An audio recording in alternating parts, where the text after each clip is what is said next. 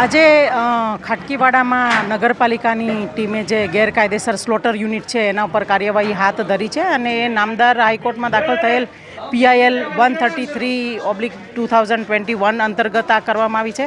અહીંયા એક પણ યુનિટની અંદર જે નોર્મ્સ મુજબનું સ્લોટિંગ થવું જોઈએ એ નથી થતું. અત્યંત ઇનહાઇજેનિક છે.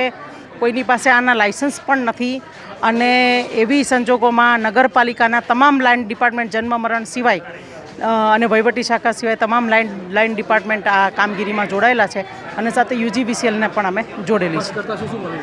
આ તપાસ કરતાં કટિંગના સામાન સુકાવેલા પેલા એ પછી રેસિડ્યુ જે હોય એનો પણ એ લોકો નિકાલ કરતા નથી. એ પણ અહીંયા અત્યંત દુર્ગંધ વચ્ચે પડી રહ્યાનું જાણમાં આવેલ છે અને છાપરા ઉપર ચામડા ને બધું પડી રહ્યું છે, શિંગડા પણ પડી રહ્યા છે.